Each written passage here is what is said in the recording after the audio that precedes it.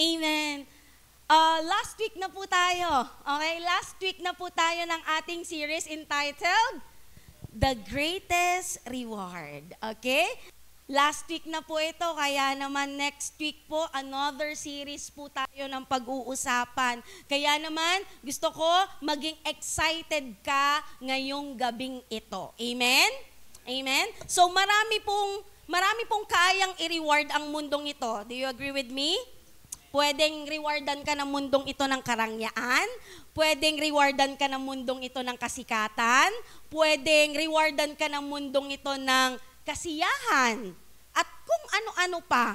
Okay? Kaya lang, always remember, kapag ang reward galing sa mundo, okay? Always remember, listen po always remember, temporal yan. Amen? Kasi ang mundo, temporary lang yan. Okay, that's temporal. So, lahat ng binibigay ng mundong ito, temporal lang yan. Pero ako po naniniwala sa Diyos, hindi lang hanggang dito. Hindi lang temporal, abot hanggang kabilang buhay.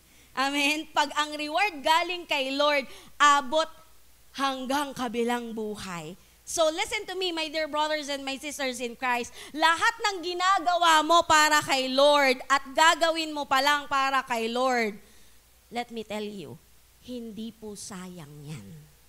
At hindi kasayangan yan. Bakit? Para kay Lord yan. May reward kay Lord. Amen, amen, amen, amen. Palakpakan po muna nga po natin ang Panginoon. Amen. Salamat po sa Panginoon. Ayan, makipagbukas po kayo sa akin sa Genesis chapter 15 verse 1. Genesis chapter 15 verse 1. Tatayo po tayong lahat ulit in reverence to the reading of the word of the Lord. Sabay-sabay po tayong magbasa.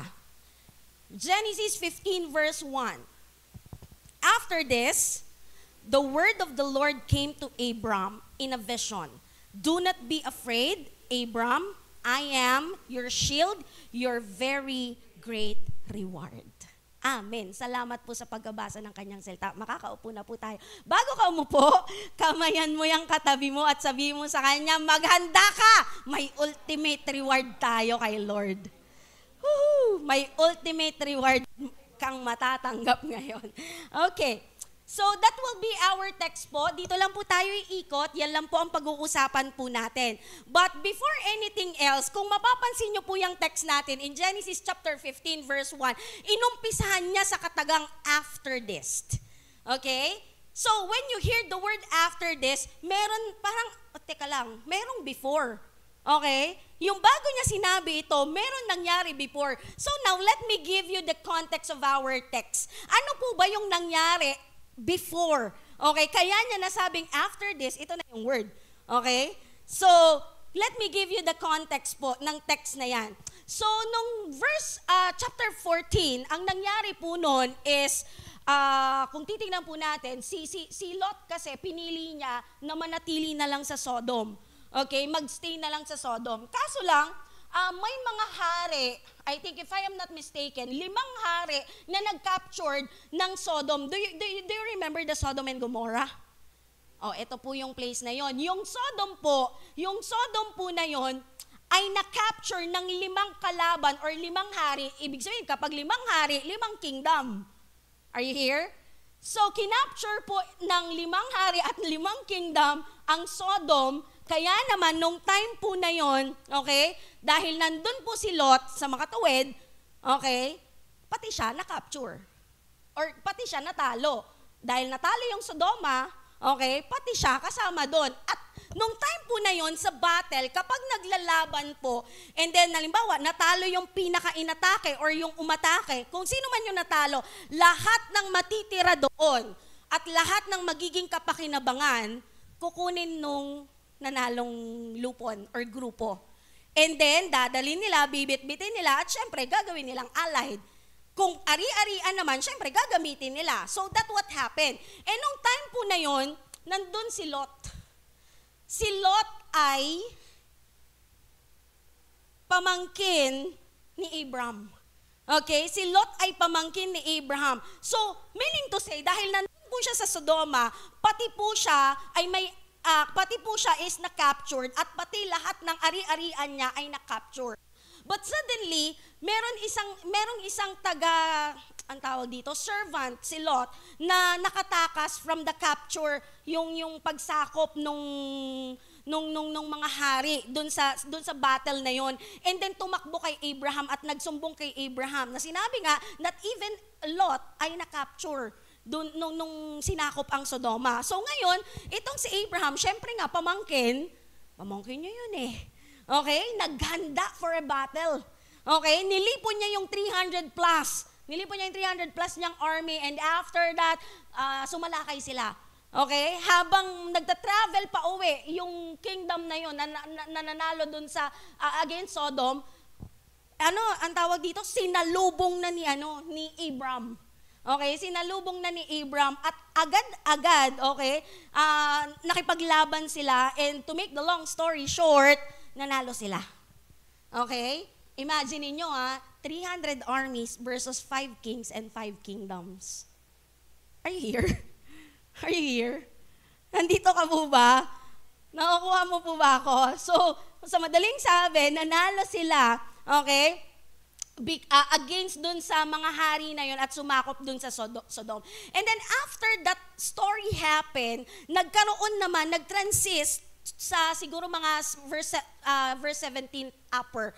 Nagkaroon naman ng conversation si Melchizedek, okay, with Abraham, na sinabi nga doon na hindi siya kukuha ng anuman na yung mapapakinabangan with that battle. Syempre, natalo nila sa kanila lahat ng nakuha nila from Sodom, and everything na meron yung 5 kings na yon and yung allied nung mga So, hindi siya kukuha ng kahit na andon, and so on and so forth. And then, after that, yung conversation with Melchizedek, this verse 1 happened. Ito na po ang sumunod. After this, the word of the Lord came to Abram in a vision.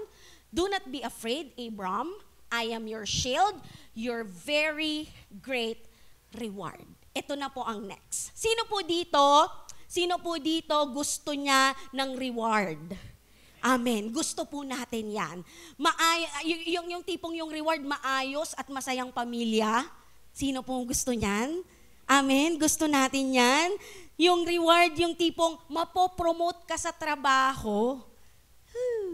Regularization ba? Sarap nun. Daming benefits. Okay? Yung tipong makakagraduate ka sa pag-aaral mo, hindi 5 years, hindi 4 years, 3 years pala, oh. Wow. Pero basta makagraduate. Okay? Sino po dito gusto nun? Sino dito gustong yumaman? Lakas Pero parang hina pa rin. Sino po dito gustong yumaman? Ayaw niyong yumaman. Gusto natin yumaman. Okay? Sino dito gusto niya maging fruitful yung ministry? Biglang humina. Bigla. Yung yaman, ang lakas ng ministry. Amen. Bagong bahay. Uy, gusto ko yan. Okay? Bagong lupa at building na church. Amen, amen. Masaya po tayo dyan. Amen, amen. Gusto po natin yung lahat ng yan. Okay, masaya yan, pero tandaan mo kapatid, lahat ng nabanggit ko, hindi yan ang tunay na reward. Okay? Hindi po yan ang tunay na reward dahil si Lord lang ang greatest reward dapat natin. Kaya naman, join me in our message today entitled, The Lord is my greatest reward. Okay? Sabihin mo nga po, the Lord is my greatest reward. Amen. Marami pong tao, hindi nakikita si Lord ang greatest reward nila. Salamat sa Lord kung nakikita mo na si Lord ang greatest reward mo. Pero, marami pong tao, hindi nila nakikita na si Lord ang greatest reward nila. Paano? Hindi nila pinapahalagahan si Lord. Madalas, iniiwan nila si Lord. Madalas, tinatalikuran nila si Lord. At madalas, okay, hindi nila pinapansin ng Diyos sa buhay nila. Bakit? Hindi kasi si Lord yung greatest reward nila. Iba ang greatest reward nila. Kaya naman, tandaan mo to kapatid, 3 bagay ang gusto kong i-share sa iyo ngayong gabing ito. Kapag si Lord ang greatest reward mo, may 3 bagay na pwedeng mangyari na dapat meron ka sa buhay mo. Number 1, kapag si Lord ang greatest reward mo, number 1, dapat you are, sabay-sabay po tayo, 1, 2, 3, go? Grounded. Ganun. Ayoko na. Grounded ka. Okay? Grounded ka. Hindi yung, pakitapin nga mo yung katabi mo, baka, hawakan mo lang. Baka may ground. May ground. Okay. Sabi po na Genesis 15 verse 1, after this, the word of the Lord came to Abraham in a vision. Okay? Pag sinabi po natin grounded, check po natin sa Cambridge Dictionary, the word grounded is someone who is grounded makes good decision and does not say or do stupid things. Ang tao daw pong grounded, sabi ng dictionary, is kayang gumawa ng magandang desisyon, okay? At hindi niya kayang magsalita ng mga stupid things. Are you here? Yan ang taong grounded. Okay. And then another term ng grounded is well-balanced. Okay? When we say grounded pala, balance eh. Another is sensible. Pag sinabi natin sensible, may katwiran. Ang taong grounded, may katwiran. May katwiran.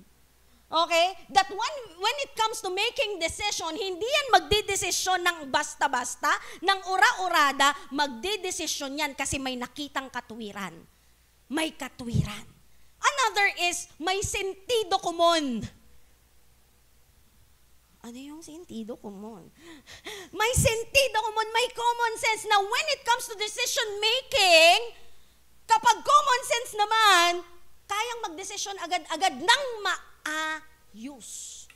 That is sentido komon. Okay? So, ang isang taong grounded pala, okay, kayang magdesisyon ng maayos.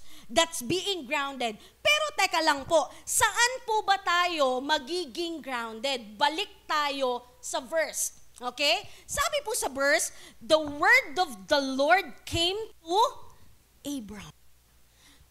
The word of the Lord came to Abraham. Magiging grounded tayo, hindi sa kung ano-ano mang bagay, hindi sa kung ano-ano mang pangyayari ng buhay natin. Magiging grounded tayo, walang iba sa word ng Lord, sa salita lamang ng Panginoon. Ako po naniniwala, ang taong si Lord ang reward, laging may word ni Lord. Are you here? Bakit? Grounded sa salita ng Diyos. Malalim sa salita ng Diyos. Laging present ang salita ng Diyos sa buhay niya. Ang taong si Lord ang reward, naniniwala po ako, babad yan sa salita ng Diyos. Hindi pwedeng lumipas ang araw na hindi siya or wala siyang salita ng Diyos na nare-receive galing kay Lord. Ang taong si Lord ang reward, laging fresh. Pakicheck nga po yung katabi mo. Fresh check. Pakicheck yung mata, yung gills. Ay, tao pala yan. Okay? Laging fresh. Tanong mo ako bakit? Kasi ang taong si Lord ang reward, okay, gusto lagi fresh yung teaching. Okay? Gusto lagi fresh yung correction. Gusto lagi fresh yung rebuke. Gusto lagi fresh yung training. Di pa ulit-ulit. Laging fresh galing kay Lord. Kaya naman, kung may laging fresh na training, kung may laging fresh na teaching, kung may laging fresh na correction, kung may laging fresh na rebuke coming from the Lord, nagre-reflect na lang sa Kanya yung freshness. Kaya naman makikita mo sa tao pag fresh yan, sigurado ko, babad yan sa salita ng Lord. Kasi si Lord, alam niya sa sarili niya na si Lord ang greatest reward niya. Amen? Amen? Amen? Kaya po yung mga nagpapahalaga Sa tunay na Diyos, grounded lagi sa word ni Lord, sensible and well-balanced. Kaya naman kapatid, hindi mo pwedeng sabihin na reward mo si Lord pero wala ka namang word ni Lord. Hello? Hindi mo pwedeng sabihin na reward mo si Lord, the Lord is my greatest reward, pero hindi ka naman nagbabasa ng word ni Lord.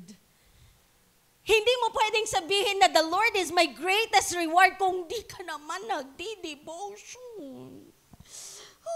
Wala ka namang panahon kay Lord.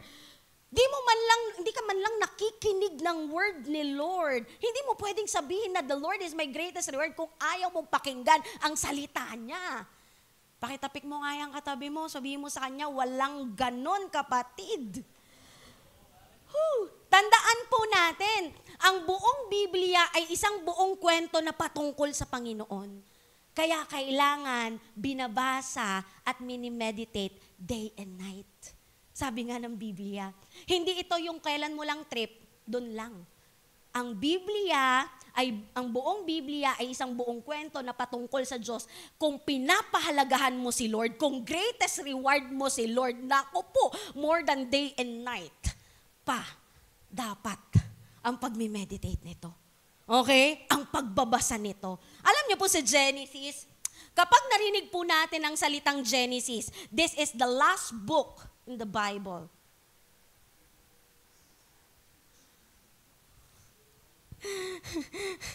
First, pastor, mali. Okay? Sa Genesis po, di ba, pag narinig mo yung salitang Genesis, anong unang-unang ma-flash mind mo? Simula.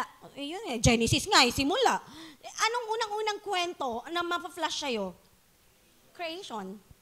When you hear the word Genesis, it talks about creation. Kasi sa Genesis, pinakita doon kung paano nilikha ng Diyos ang mundo.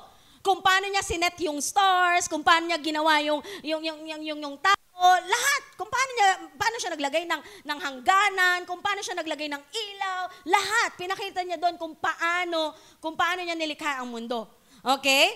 Pero tandaan mo, hindi lang po yun.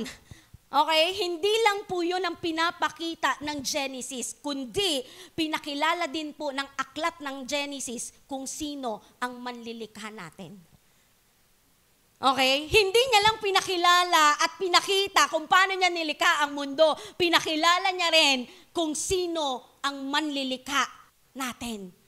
Amen? Kaya nga po, ako po personally, when I am reading the Genesis, talagang, yes, na-amaze talaga ako sa creation, pero mas na-amaze ako kung paano ginawa ni Lord. At mismong kay Lord, nakaka-amaze siya.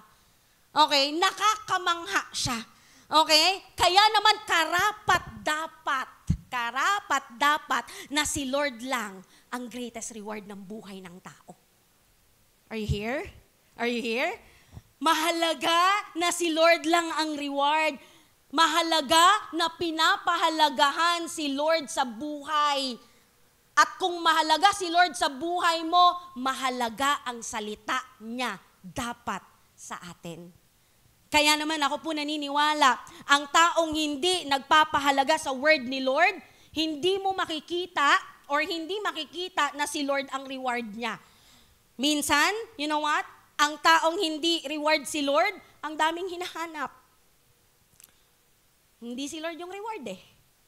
Ang daming gustong mangyari sa buhay. Ang daming iniisip. Ang daming gusto ko yun, gusto ko niyan, gusto ko nito, gusto ko nun. Minsan nakakahilo na sa sobrang dami ng gusto. Okay? Pero let me remind you, my brothers and sisters in Christ, sa lahat ng pwedeng gustuhin mo sa mundo, dapat ang unahin mong gustuhin si Lord.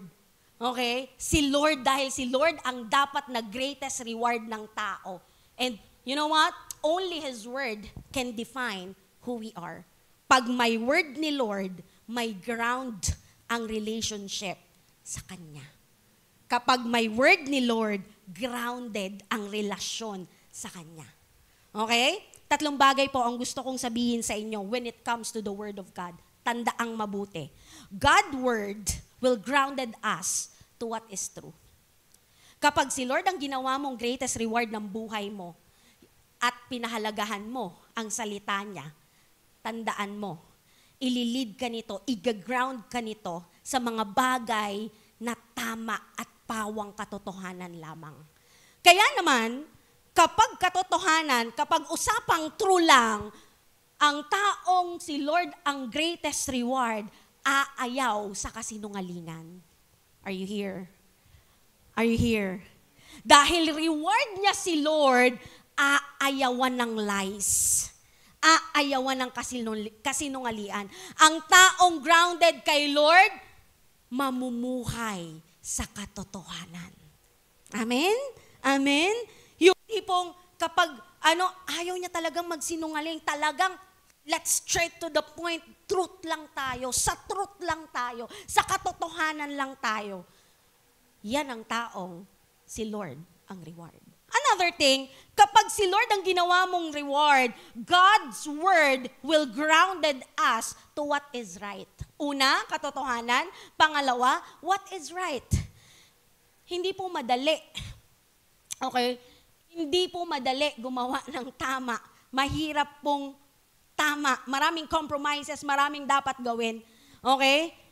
Pero tandaan mo, hindi lang sa madali, pero pipiliin kung anong tama kasi si Lord ang reward mo. Are you here?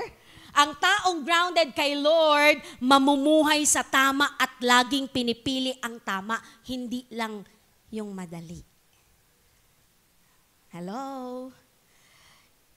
Hindi po ito madali. Mahirap po ito. Okay? Mahirap po ito.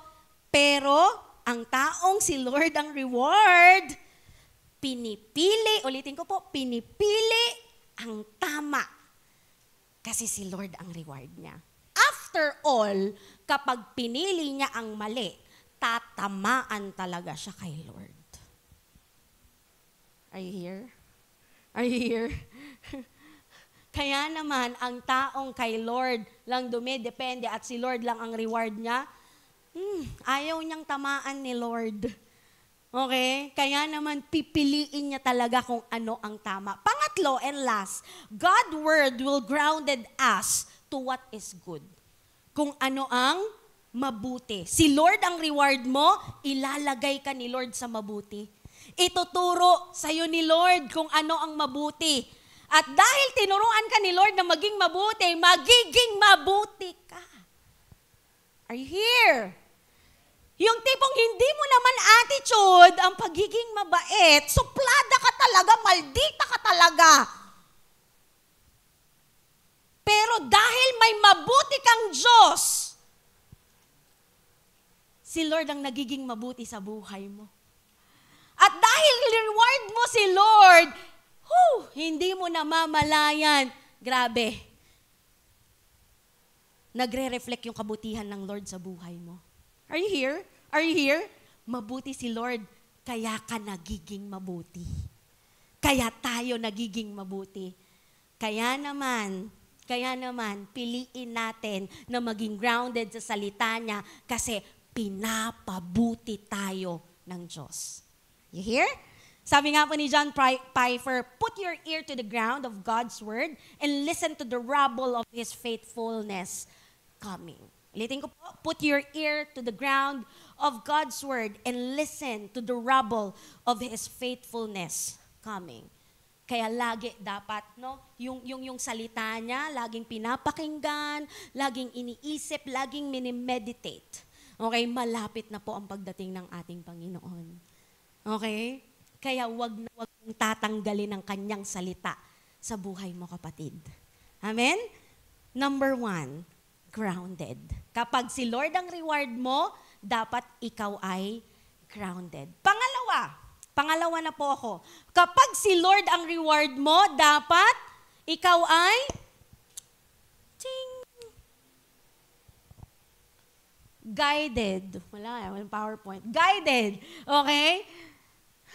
Guided. Sabi po ng Genesis chapter 15 verse 1. Ayan, guided. Sabi niya dyan. Basahin nga po natin. 1, 2, 3, go. In a vision. Okay? In a vision. So, the word of the Lord came to Abraham sa pamamagitan ng vision. Vision. Okay? So, hindi muna ako dyan. Hindi ko muna explain po yan. Let me explain to you first what is guided. Okay? Paano naging guided? Paano na kapag si Lord, ang ginawa mong greatest reward, ay i-guide ka ni Lord. When we say guided po, sa Tagalog, kung ita-translate natin ito sa Tagalog, gabay. Okay? At dahil si Lord ang reward mo, ako po naniniwala, si Lord ang gabay mo. Are you here? Dahil si Lord ang reward mo, si Lord ang greatest reward mo, ako naniniwala, si Lord ang gabay mo. Do you believe in me? At dahil si Lord ang gabay mo, hindi papayag si Lord na wala siyang vision na binababa sa'yo to guide you. Hello? Hello? Whew. Dahil siya ang reward mo, at dahil ginagabayan ka ni Lord, imposible na walang vision si Lord na binababa sa'yo, binibigay sa'yo. Eh kung ginagay niya yung buhay mo, paano niya ginagay kung walang vision? Hello? Ako naniniwala, ang taong guided ni Lord, may vision. You hear? Ang taong guided ni Lord, may vision. Sabi nga ng Proverbs 29 verse 18, where there is no vision, the people perish. Kapag walang vision, magpe-perish ang lahat. Magpe-perish ang mga tao. Masasaktan, mahihirapan ang tao. Oo nga naman, no? Pag walang vision, paano? Paano? Diba? Kaya naman, ako po naniniwala, ang taong si Lord ang reward, hindi pwedeng walang vision. Hindi pwedeng walang vision. Okay? Kaya yung vision, listen to me, yung vision na binibigay sa'yo ni Lord, wag mong ignore. Huwag mong ipagsawalang bahala. Tandaan mo, that vision ay gabay ng Diyos sa'yo. Gabay ito sa'yo ni Lord. Sabi nga po ni George Barna, okay, sabi ni George Barna, sabi niya, vision is a clear mental image of a preferable future imparted by God to His chosen servant based upon an accurate understanding of God, self, and circumstances. Ang vision daw po ay isang clear, klaro na mental image or clear picture ng kung anong gusto ng Diyos sa'yo. Pag binabaan ka ng Lord ng vision, listen, hindi po yan blurred. Kapag si Lord ang nagbaba niyan, klaro yan. Klaro yan. Kaya naman kapag hindi yan klaro sa'yo, o teka, sinong nagbaba niyan? Kasi ako naniniwala kapag ang vision galing kay Lord, it is a clear mental image na pwedeng, kung ano man pwedeng mangyari sa'yo. And God is guiding you all throughout hanggang sa makamit mo, makapunta ka dun sa gusto ng Diyos sa buhay mo. And take note sabi ni George Barna, sabi niya, ang vision daw ay binibigay niya sa mga chosen servants niya based upon an accurate understanding of God, self, and circumstances. Kaya naman kapatid, kapag may vision na binaba si Lord, huwag kang patumpik-tumpik. Kunin mo, huwag mong i-ignore. Okay? Pag nagbaba si Lord ng vision sa iyo, gumamit siya ng tao or whatsoever, maraming ways si Lord para magbaba ng vision. Okay? Sa kanyang anak. Kapag nagbaba si Lord ng vision sa iyo, listen, huwag mong i-ignore. Angkinin mo, yakapin mo. Okay? Yakapin mo yung vision na yan kasi ito ang gagabay sa iyo sa mga plano ni Lord sa buhay mo. Pero, listen, kapag walang vision, huwag ka rin kilos ng kilos nang walang vision. Kasi kapag wala kang vision na natatanggap galing kay Lord, patay tayo dyan. Okay? Vision-visionan lang yan. Okay? Kapag walang vision coming from the Lord, huwag kang basta-basta kikilos. Kasi probably, pwede ka maligaw. Pwede ka masaktan. Pwede ka mag-fail. Pwedeng instead na malapit lang, napalayo ka pa. Okay? Kaya naman, kapag may vision na, huwag ka patumpik-tumpik pa. Angkinin mo na. Yung vision na yun. Kunin mo na, yakapin mo na yung vision na yun. Tandaan mo kapatid, iba ang natatanaw, iba ang tingin ng taong may vision. Iba ang lakad ng taong may vision. May, alam mo yun, alam mo yun, yung straight, may garansya.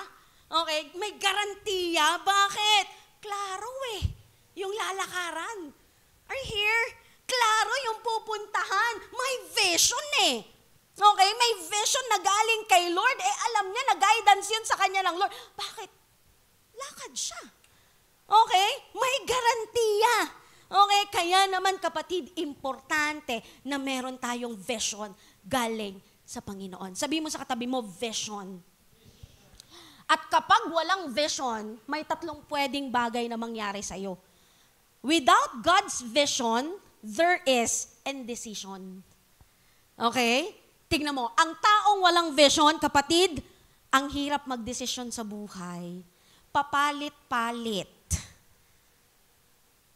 Ito ba? Yes or no? Yes? No? Yes? No. Yes! Ay, no na lang. Mind changer. Confused. Bakit? Blurred. Hindi klaro. Buffering. Toot, toot, toot, toot. Hello? Nandyan po ba ako? Nandyan po ba ako? Nandyan po ba kayo? Di ba? Benta.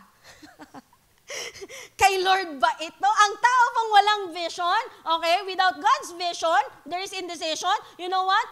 Ang taong ganito may indecision sa buhay, grabe, kay Lord ba ito o hindi? Mali ba ito? Ay, mali nga ito. Ay, tama pala. Magulo. Nakaka-confuse. Pangalawa, without God's vision, listen, there's division. Wow.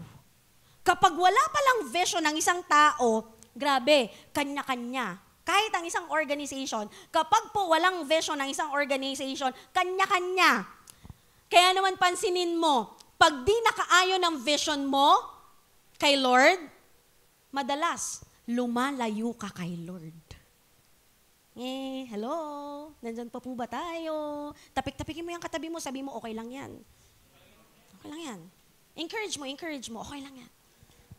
Kaya naman, kapag hindi naka-incline po ang vision mo or yung sarili mo lang vision, yung kinukuha mo, you know what? Madalas, nagiging reklamador.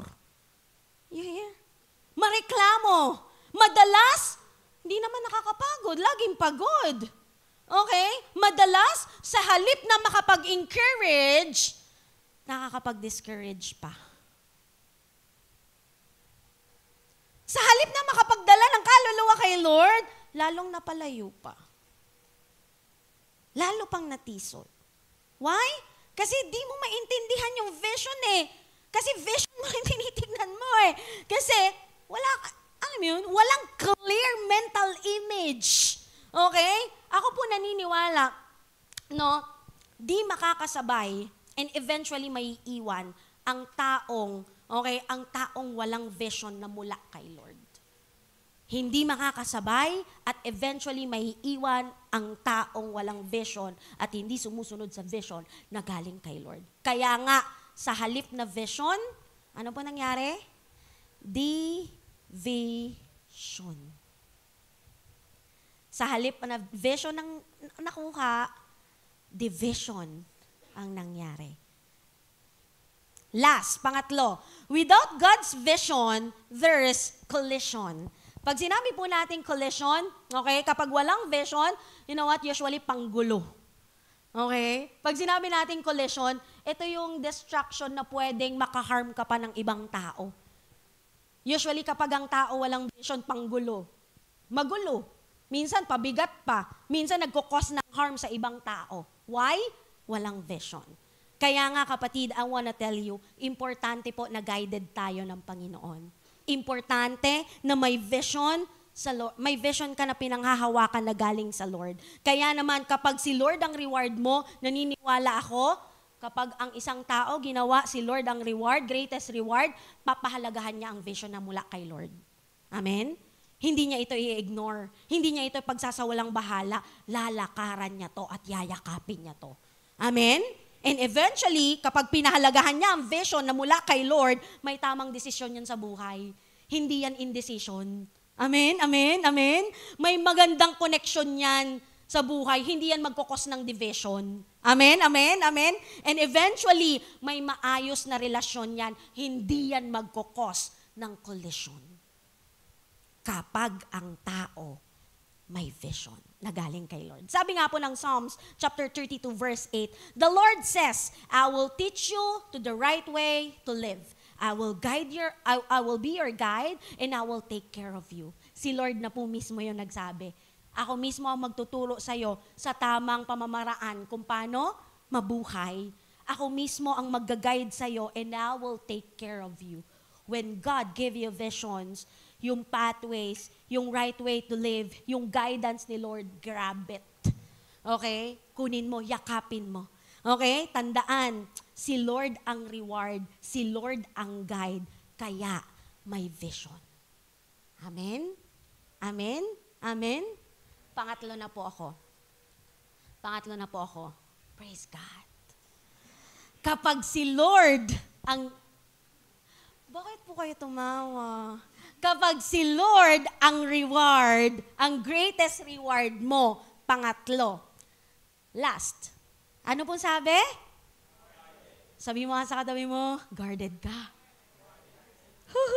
Guarded ka. Sabi mo na Genesis 15 verse 1, after this, the word of the Lord came to Abram in a vision. So una, grounded sa word ni Lord. Pangalawa, guided ng vision na galing kay Lord.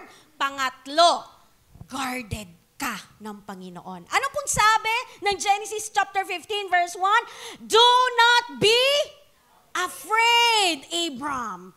I am your pambihira. Pambihira. Sinabi ng Panginoong Yesus kay Abram, huwag kang matakot. Ako ang shield mo. Chill. Bakit kaya yan sinabi ni Lord no kay Abraham? Bakit? Why? Because on those times po, nung mga panahon po na yan, ng Genesis chapter 15 verse 1, those time, matanda na po si Abraham. He is about 70 years old on that time. Okay? And then, dahil po sa matanda na si Abraham, syempre, pag tumatanda ka na, ano po nangyayari? Dumadami na yung iniisip mo. Okay? Dumadami na yung mga bagay-bagay na iniisip mo sa iyong mind. Okay? So, nung time na yan, dahil matanda na si Abraham, we all know Abraham, alam natin na si Abraham is a father of faith and alam natin, nung tinawag siya ni Lord, talaga, iniwan niya lahat. Tama? Sumunod siya sa Lord. Ultimatum, sumunod siya sa Panginoon. Iniwan niya pamilya niya, sumunod siya sa Panginoong Jesus, sa Panginoong Diyos. Tapos, dahil nga, nung time na yun, matanda na si Abraham, 70 years old na siya, sabi niya, bakit ganun? Sumunod naman ako kay Lord. Bakit parang ang tagal-tagal ng promise ni Lord sa akin? He is starting questioning about the promise of the Lord sa buhay niya. Okay? Nag-i-start na po siya na mag-question. Nag-i-start na siya na parang magduda sa promise ni Lord sa kanya. And sabi niya, nagwa-wonder siya. Sabi niya, nothing like this had ever happened before. Sabi ni Abraham, bakit? Paano? Bakit niya nasabi to? Bakit? Kasi po, imagine ninyo, natalo niya yung 5 hari with, 5 kingdom with just 300 troops. Hello? 5 king and 5 kingdoms with just 300 troops? Nakatakas pa yung 3 na hari. Sigurado, babalikan siya. Gagantihan siya. Kaya naman, nung naisip yun ni Abraham, teka, nilamon po siya ng fear. Nilamon siya ng takot. Dagdag mo pa yung asawa niya na si Sarah na dudang-duda na sa pangako ni Lord. Totoo kaya lahat ng yun? Totoo kaya yung promise ni Lord sa atin? Totoo kaya na magkakaroon tayo? Totoo kaya itong mga to? Dudang-duda na si Sarah noong mga panahon na yon tungkol sa pangako or promises ni Lord sa buhay niya. Kaya naman, sa tindi po ng takot ni Abraham, sa tindi ng takot niya, listen, sabi ni Lord sa kanya, ito ang tindi ng ginawa ni Lord, ang tindi ng reassurance ni Lord sa kanya. Sinabi ni Lord kay Abraham for the first time na naisulat sa Biblia. Sabi niya, do not be afraid, Abraham. I am your shield. Whew. Kapag si Lord na ang shield mo, laban pa? Laban ka pa? May lalaban pa ba? Kapag si Lord na ang shield mo, lalaban ka pa ba? Hello? Ang linaw po, sabi ni Lord kay Abraham, dahil sa takot, sa confusion na nararamdaman niya, Abraham, do not be afraid. Ako ang shield mo. Alam niyo po, ang shield, in the Old Testament, the shield was the primary defense weapon of the Old Testament. Okay? Yan po ang pinaka-primary na depensa. Okay? Noong mga panahon ng Old Testament, and especially ng mga warriors sa Old Testament. It was a portable fortress na kung saan ito yung sumasangga ng lahat ng arrows ng kalaban, lahat ng bato ng kalaban, dito muna bago dun sa flesh ng warrior. Okay? Na hindi tatagos sa alam mo yun, tatagos dito hanggang dito yung arrow dahil may shield. Okay? Sabi niya nga dyan, portable fortress, a defensive wall that could be taken with the warrior into the battle. Okay? Defense ito. It provides a barrier between the vulnerable flesh, okay, of the warrior and the dangerous impact of various weapons na nanggaling sa kaaway. Yan. Yan yung mga shield ng mga panahon na yon. Pero tingnan po natin. Okay? Tignan po natin. God's answer on Abraham's fear is not an argument or any formula. Ang sagot po ni Lord is a person. That's why, ang sabi po ni Abraham, kay Abraham, he said to Abraham, fear not, I am your shield. Listen, kapatid ko sa Panginoon, pag si Lord ang reward mo, si Lord ang shield mo. Are you here? Pag si Lord ang reward mo, si Lord ang guard mo. Hello, you know what? Yung sagot na to ng Panginoong Diyos kay Abraham, He is just telling Abraham na, Abraham, ako mismo ang shield mo, kaya naman wag kang matakot, wag kang mapanghinaan ng loob. Hey, everyone, do you hear me? Si Lord ang shield. Ang protection, si Lord. And God is telling to Abraham, I am your protector. I will guide you. Yung tipong hindi ka binigyan ni Lord ng sanggalang na shield na ganyan, kundi siya mismo ang naging sanggalang ni Abraham. Are you here? Are you here? Ang lupit nito. Siya mismo yung naging shield. Tandaan mo kapatid, kapag si Lord ang reward mo, si Lord ang shield mo mismo. Si Lord ang guard mo mismo. Kapag si Lord ang reward mo. Sabi ng Psalms chapter 7 verse 10, the Most High God is like a shield to keep me safe. He takes care of good, honest people.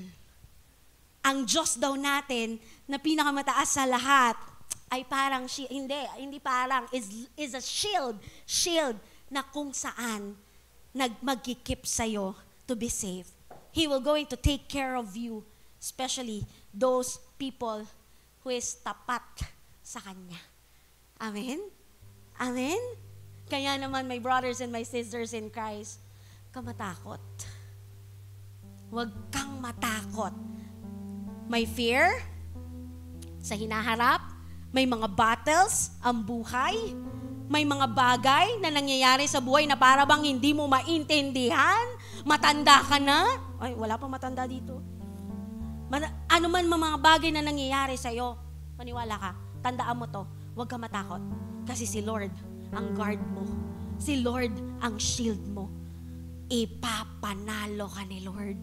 Iingatan ka ni Lord dahil siya ang reward ng buhay mo. Amen. 3 bagay lang po yun. Tapos na po ako. Amen. Praise God. 3 bagay lang. Una, ang taong si Lord ang reward, grounded. Grounded yan sa salita niya. Pangalawa, guided yan ng vision na galing kay Lord. Pangatlo, guarded. Shield niya mismo si Lord sa buhay niya.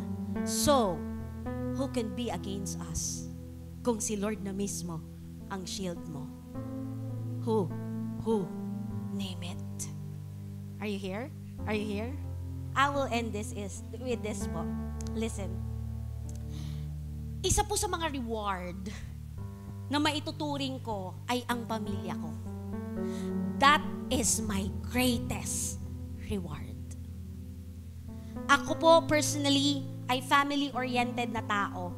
Pag-usapang pamilya, pag-usapang magulang, pag-usapang nanay, tatay, lolo, lola ko, grabe. Ang bilis lumambot ng puso ko. Ayokong naaapi ang nanay at tatay, lolo at lola. Kahit hindi ko family, kapag nakakita po ako ng yung mga matatanda, sobrang nakakabag ako. Sobra. I am a family-oriented person. Kami po sa family, bakit ko po nasabi, my family is my greatest reward. Kami po sa family, is a family of pastors. 2 po sa tito ko ay pastor. Okay? Tapos, dahil yung pastor na tito ko isa nakapangasawa ng pastora, meron pa akong isang titang pastora. Dagdag mo pa ang nanay kong council or leader ng church ng WOL Santa Cruz. Kaya nga, walang magawa. Walang magawa.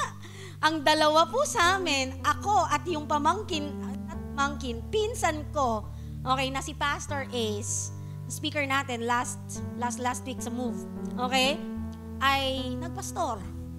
Okay? Nagpastor din at tumugon sa tawag ng Panginoon. At walang magawa talaga.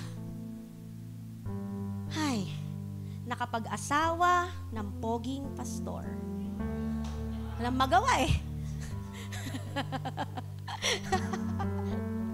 Walang magawa.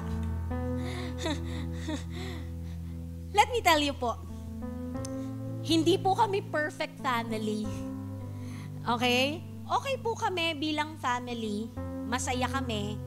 Kahit may problema, alam mo yun, nagtutulungan, nagdadamayan. Kapag may agenda sa pamilya at merong naargabyado, uy, family is family. Kaya nga po, every time, pag New Year, may mga nasama na ako dito, kapag New Year, grabe. Ang tindi ng saya, ang tindi ng hagak-kakan. Pag nagsama-sama po kaming lahat, laging isang malaking reunion. Kala mo grand alumni. Literally. Grabe ang saya.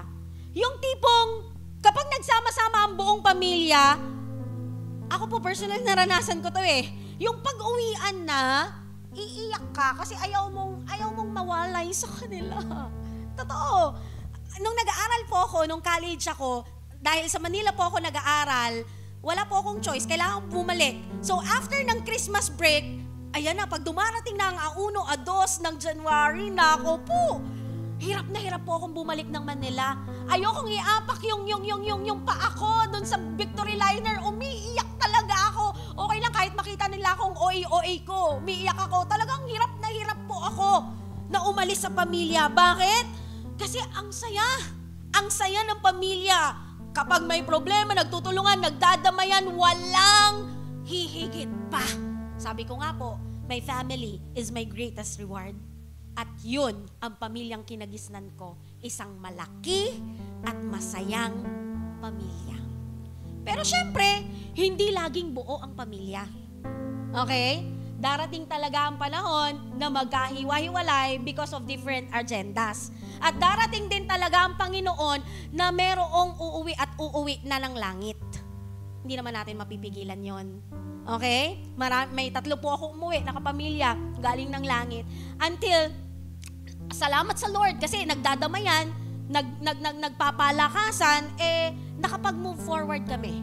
Okay, unti-unti, nakakapag-move forward kami dun sa mga losses namin na nasa family na nangyaring yon.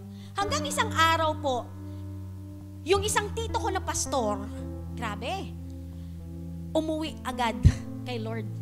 Sabi ko, ang aga mo namang umuwi kay Lord, daya mo. Sabi ko, sa isip ko, ito po yung pinakabunsong tito ko. Siya po yung taga-selfie, yung tipong natulog ka lang, paggising mo at pagbukas mo ng Facebook mo, nakapost na yung picture mo sa FB mo, sa wall mo, may laway ka pa dito. Hindi man lang blinerd. Ganun po siya. Taga-selfie, taga-bato ng jokes, taga-libre. Actually, ang ano nga po namin sa kanya, Superman ng pamilya. Okay? Pasimuno ng celebration. Pero sabi ko nga po sa inyo, grabe, ang aga niyang umuwi kay Lord at the age of 40, umuwi na ng langit. And every one of us in our family, grabe, nagulantang po kaming lahat. At ang sabi namin, why it's sudden? Bakit ganun? 40 pa lang siya. Marami namang tao dyan na pwedeng ganito, ganyan, ganyan, ganyan. Sila na lang, wag lang nito. Kasi, personally, ako po bilang pastor, you know what, nag-wonder po talaga ako eh. I'm asking the Lord, Lord, ano po yung tinuturo mo? Sabi ko sa Lord, Lord, ang aga mo namang ipinauwi dyan yung tito. Sabi ko sa Lord, marami pang tao ang kailangan siya. Marami pang tao ang need siya. Kaming mga pamangkin niya, grabe, sobra niya naambunan ng blessing. Even our church, naambunan ng blessing. Dahil po sa buhay niya. Nabigyan niya tayo, when it comes to kids, siya po yung taga-supply ng mga materials natin sa BBS, sa mga kids natin before. Siya po yun, kaya hindi po tayo namumroblema when it comes to supplies before. Dahil mayroon po tayong supply, and ito nga po yun.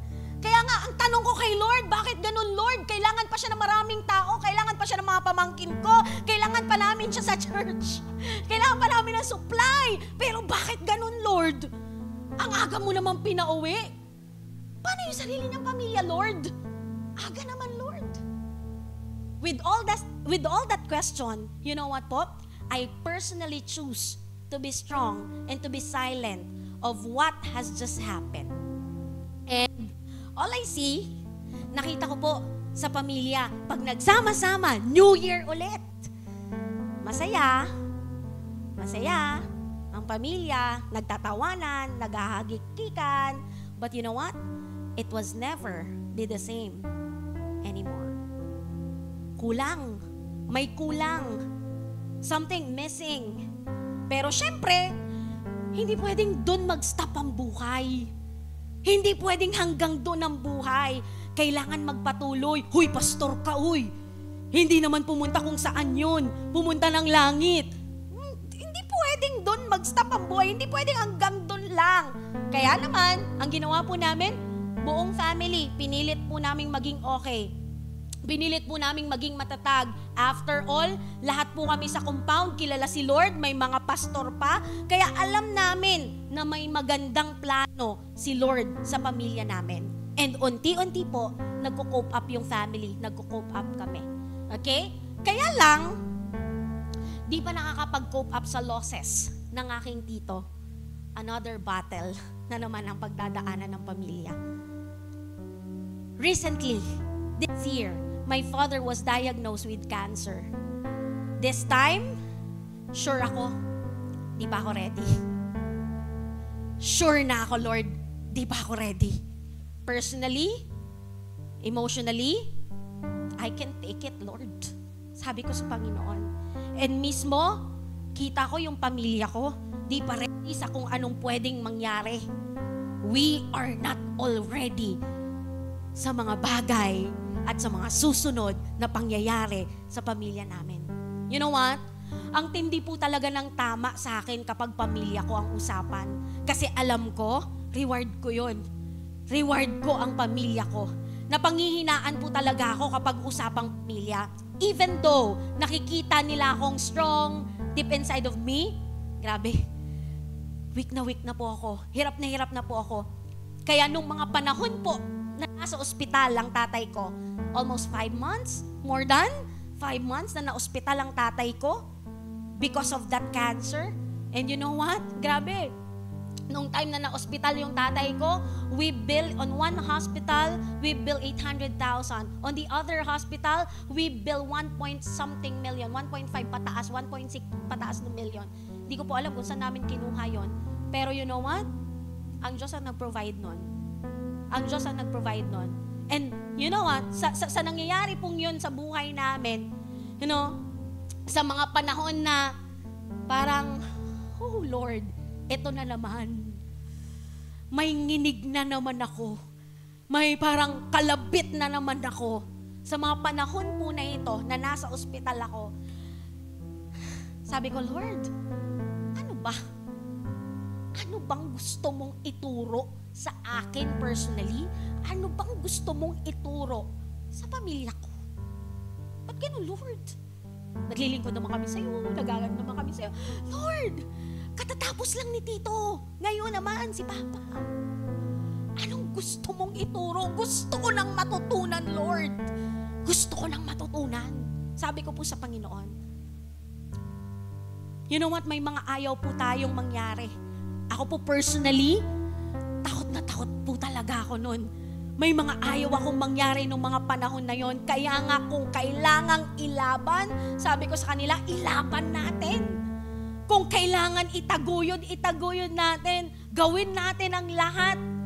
Gawin natin ang lahat para sa Kanya hanggat may hininga. Game, ilaban. Kaya nga po, with those millions ng bills, salamat po sa Lord. Kasi binigyan po tayo ng Panginoon ng lakas ng loob at kapal ng mukha na lumapit sa kung ano-anong agency ng ating Pilipinas, ng ating bayan. At salamat po sa Lord. Tumugon po ang Lord.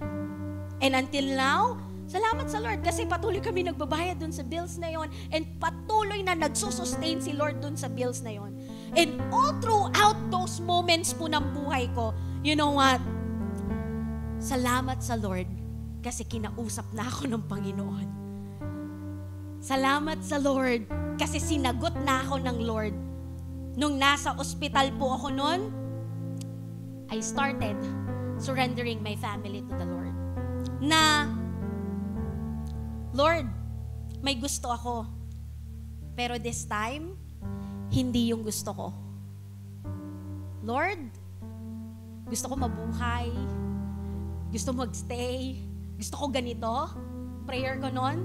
Pero Lord, hindi yung gusto ko. Pero yung gusto mo. Yung kalooban mo sa buhay ko at sa buhay ng buong family ko. Started that moment, I started to surrender the Lord. Lord, ikaw na ang masunod sa buhay ko at sa buhay ng pamilya ko. Kasi after all, kaya ako nagkaroon ng pamilyang ganito, hindi naman ang dahil sa akin eh. Kaya ako nagkaroon ng pamilyang ganito dahil sa'yo. And God started to teach me. Started teaching me na hindi pamilya ang greatest reward ko, kundi ang Panginoong Diyos lamang dapat ang greatest reward ng buhay ng isang taong nabubuhay kay Kristo. Kasi ako naniniwala, kakayanin natin malampasan at mapagtagumpayan lahat ng pagsubok kapag si Lord ang greatest reward ng buhay mo. Kaya naman, kapatid, pag si Lord ang ginawa mong greatest reward ng buhay mo, yung pangarap mo, sagot yan ni Lord. Yung pamilya mo, magulo, watak-watak, gawin mong greatest reward mo si Lord. Sagot ni Lord yung pamilya mo. Maayos, mabubuo, magkakaroon ng unity. Work mo, that's not your greatest reward. Si Lord ang greatest reward. Sagot ka ni Lord sa trabahong yan, ipopromote ka ni Lord dyan. Tandaan mo kapatid, na kay Lord ang tunay na happiness. Wala sa mga bagay na maibibigay ng mundong ito. Dahil si Lord ang greatest reward. Hindi ko po alam anong mga bagay ang pinagdadaanan nyo ngayon. Hindi ko po alam kung may mga bagay kayong pinagdadaanan na, akala nyo this is your greatest reward. Akala nyo pamilya, akala nyo trabaho, akala nyo ministry, akala nyo itong taong ito, akala nyo pera, akala nyo material na bagay. Pero I wanna tell you, this is the right moment para isuko lahat ng yan at gawin si Lord na greatest reward ng buhay natin. Kasi kapag si Lord ang ginawa mong greatest reward ng buhay, kapatid, wala kang talo. Wala kang talo. Kaya naman, kung gagawa ka na rin lang ng greatest reward, piliin mo na si Lord. Piliin mo na si Lord. Piliin mo na si Lord. Can we all stand? Can we all stand? Hallelujah. We praise you, God. This time, listen to me, my brothers and my sisters in Christ. Mag-worship tayo kay Lord. Be true to God. Hayaan mo lang na papurihan mo ang Panginoon. The best worship that you can. Amen? Amen? Amen? Maging totoo ka sa harapan ng Panginoon. I don't know kung ano yung pinagdadaanan mo. Hindi ko alam kung ano yung problema mo. Hindi ko alam kung ano yung mga bagay na meron ka. Pero isa lang ang alam ko. Alam ni Lord lahat ng meron ka. Alam ni Lord lahat ng pinagdadaanan mo. Kaya naman, sa lahat ng pinagdadaanan na yan, sa lahat ng meron ka na yan, papalitan mo kay Lord. Surrender mo kay Lord. That is starting today, Lord, ikaw na magiging greatest reward ko. Bahala ka na sa lahat ng to. Bahala ka na sa lahat ng to. Commit it to the Lord. Commit it to the Lord. Hallelujah. Come on, let's worship God. Dalangin ko'y makita ka. Maging matamis ka sa Panginoon. Hayaan mong kumilos ang Panginoon ngayong gabing ito. Ang iyong mukha, hawin mo ang ulan, nais masilayan, kaluwalhatian mo. Lagi kang pupurihin, itatanghalang ngalan mo, pasasalamat. Allow yourself to worship the Lord right now. Allow your heart to worship the greatest reward of your life. Ikaw lamang, walang iba. Sa puso ko, ikaw lamang. Lagi kang pupurihin, itatanghalang ngalan mo, pasasalamat tayo sa'yo. Hallelujah. Lagi kang nanaisin, ikaw lamang, walang iba. Sa puso ko, ikaw. Listen to me, my brothers and my sisters in Christ. Si Lord ang greatest reward. Hindi yung katuparan ng pangarap mo, hindi yung promotion mo, hindi yung pamilya mo, hindi yung ministry mo, nor even this church. Hindi! Si Lord lang ang greatest reward ng buhay natin. Si Lord lang, wala nang iba. Kaya naman, this time, pahalagahan mo ang Lord. I-honor mo ang Lord sa buhay mo. Kasi you know what? Pag nakita mo yung halaga nun, siya mismo ang tutupad ng pangarap mo. Siya mismo ang aayos ng buhay mo. Siya mismo ang aayos ng pamilya mo. Imposible sa mata mo, pero walang imposible sa Lord. Siya mismo ang magbibigay ng ministry sa'yo. Siya mismo ang gagalaw sa buhay mo. Kapatid, si Lord ang greatest reward. So, Let's start to be grounded sa word ni Lord. Let's start to be guided sa bawat vision ni Lord na binibigay niya sa atin. Do not ignore the vision coming from the Lord. Let's start to be guarded at gawing shield ng Panginoon. This time, I don't know what God will going to give us today. But if God is giving you vision, if God is talking to you personally, if God is encountering you personally, allow the Lord to speak to you right now. Allow the Lord to impress something to you right now. Hayaan mo ang Diyos na mangusap siya sa'yo personal ngayong gabing ito. Hallelujah! Hallelujah! Hallelujah! We worship you, God. We worship you, Jesus. Pasasalamat ay sa'yo. Pasasalamat ay sa'yo. Lagi kang nanaisin. Ikaw lamang, walang iba. Come on. Sa Come on, puso church. ko, ikaw lamang. Lagi kang pupurihin. Itatanghalang-halan mo. Pasasalamat ay sa'yo. Lagi kang nanaisin. The Lord is here. The Lord is Ikaw here. lamang, walang iba. Oh God. Sa puso ko, ikaw lamang. Thank you, Jesus. Thank you, Jesus. Thank you, Holy Spirit. Hallelujah. Hallelujah. Oh. Itatanghalang-halan mo. Itatanghalang ang pangalan mo. Pasasalamat ay sa'yo. Hallelujah. Lagi kang Oh, nanaisin. we worship you.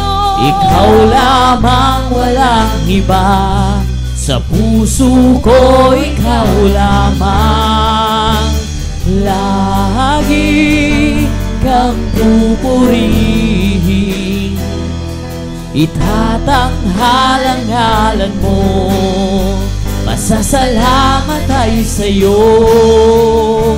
Lagi kang nanaisin. Ikaw lamang, walang iba. Hallelujah. Sa puso Hallelujah. ko, ikaw lamang. Hallelujah. Hallelujah. Lagi Hallelujah. Hallelujah. kang Thank you, Jesus. pupurihin. Hallelujah. Hallelujah. Lord, personalin mo kami. Personalin mo kami ngayong oras na ito, oh God. Lord, mangusap ka personalan. Mangusap ka sa bawat isa personalan, oh Diyos. Hallelujah. You are here, God. You are here, Lord. Mangusap ka. Mangusap ka. Mangusap ka, oh Diyos. Oh God, oh God, oh God, oh God. Handaraya shikaraba, handaraya. Oh Lord, oh Lord. Hallelujah, hallelujah, hallelujah, hallelujah. Kapatid,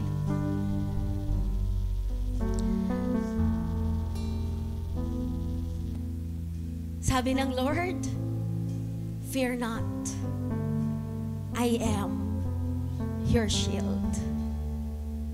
Fear not, I am your shield.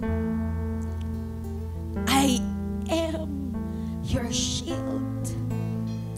Sagot ka ni Lord. Sagot ka niya. May takot? May takot? Let me tell you, sagot ka niya. May pangamba? May worries? Let me tell you, sagot yan ni Lord. Impossible in your mind, in your eyes, let me tell you, sagot ka ni Lord. Sagot ka niya. Sagot ka ni Lord. Pwede po ba right now, can you raise your hands to the Lord right now? Sa pagtaas mo ng kamay, sabihin mo sa Panginoon, Lord, kung meron pa man na iba akong greatest reward maliban sa'yo, I surrender it all to you. Sino-surrender ko na po. Sino-surrender ko na. That starting today, it's not my family, it's not my job, it's not my money, it's not anything, it's not anyone in this world. Starting today, you will be my greatest reward. Kaya naman, nothing to fear. The Lord is your greatest reward. He is. He is. He is. He is. He is. He is your reward. He is your reward. He is your reward. Come on, church. Pasalamatan mo ang Panginoon. Pasalamatan mo siya. It's a privilege na siya ang maging greatest reward ng buhay mo. It is a privilege na siya ang mag-take over ng buhay mo.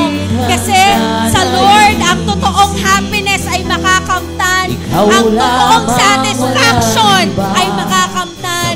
Ang totoong saya ng buhay na kay Lord. At ang totoong buhay kay Lord lang. Kay Lord lang. Hallelujah. Hallelujah.